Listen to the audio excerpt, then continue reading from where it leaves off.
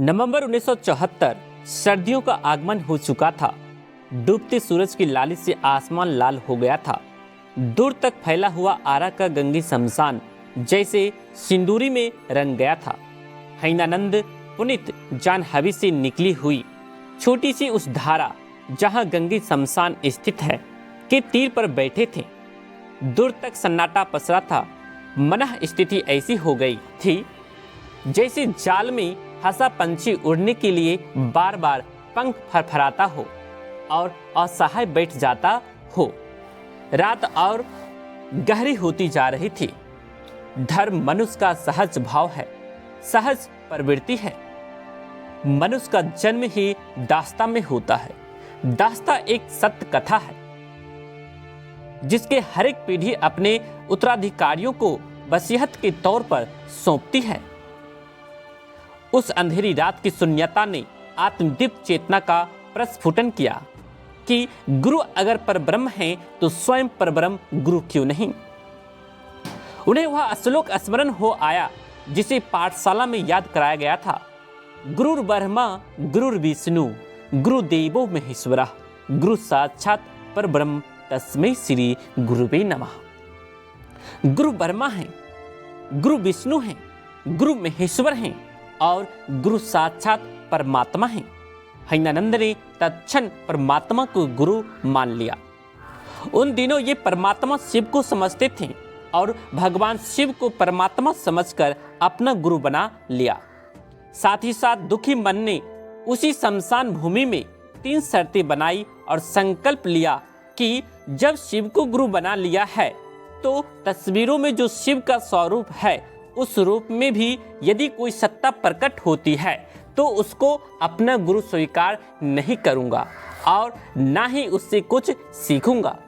पूर्व गुरुओं, तांत्रिकों, अघोरियों द्वारा बतलाई और सिखलाई गई साधना और पूजा अब नहीं करूंगा।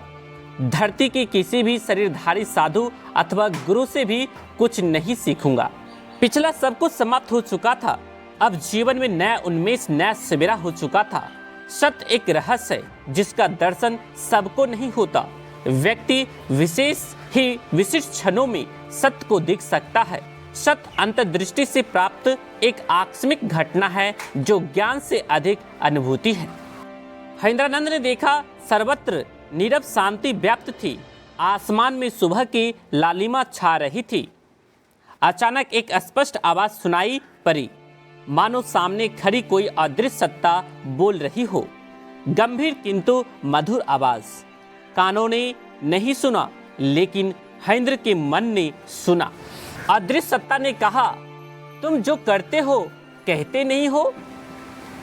हैदरानंद ने थोड़ी खिन्नता में कहा, मैं जो करता हूं कहता हूं। उधर से आवाज आई, असत्य बोलते हो। जी, मैं झूठ नहीं बोलता। उसने पूछा, क्या करते हो? इन्होंने प्रत्युत्तर दिया, शिव शिष्य बनाता हूं। करने को क्या कहते हो? हैंद्र चुप हो गए। तुम जो करते हो दूसरों को करने को कहो। एक चंबुकिया आवरण सा ठहर गया था, मानो कुछ महका सा। उन्होंने आती हुई आवाज के प्रत्युत्तर में कहा, महादेव को प्रचार की जरूरत है क्या? उत्तर में एक वाक आया।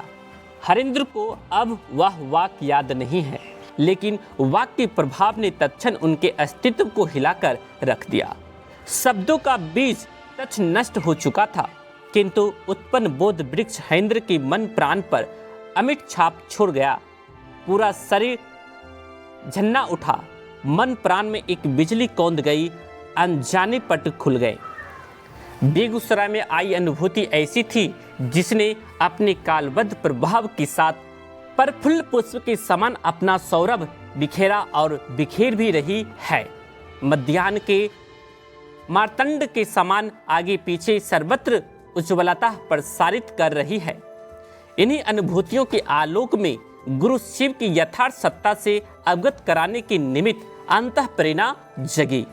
इस आध्यात्मिक आह्लाद ने अध्यात्म में आई संक्रांति से प्रत्येक व्यक्ति को उसकी जड़ता और अज्ञानता से मुक्त करने की दिशा में मन संकल्पित होता चला गया। और लोकमानस में एक नई चेतना का संचार किया। यही चेतना समय सरिता के बहाव के साथ साथ घनीभूत होती गई और आगे जाकर एक विशाल जन समूह का रूप धारण कर लिया।